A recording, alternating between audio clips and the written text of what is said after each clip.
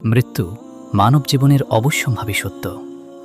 পবিত্র কোরআনে আল্লাহ তাআলা বলেন, প্রত্যেক প্রাণী মৃত্যুর স্বাদ আস্বাদন করবে।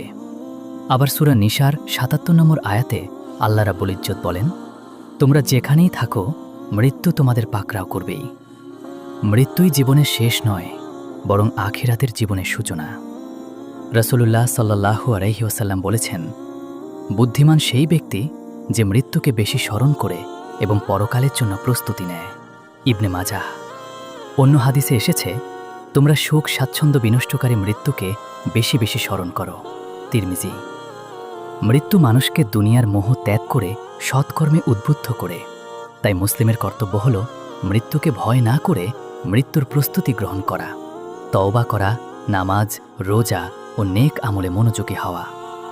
মৃত্যু আল্লাহর নির্ধারিত বিধান, যা মানুষকে চিরস্থায়ী জীবনের পথে পরিচালিত করে। মৃত্যু চিন্তা মানুষকে বিনয়ী, সচেতন ও পরহেজগার বানায়। আল্লাহ তাআলা আমাদের সকলকে প্রতিদিন একবার হলেও মৃত্যুর কথা স্মরণ করার তাওফিক দান করুন। ভিডিওটি ভালো লাগলে লাইক, কমেন্ট, শেয়ার করুন। পরবর্তী ভিডিও পেতে আল্লাহর সন্ধানে চ্যানেলটি সাবস্ক্রাইব করুন।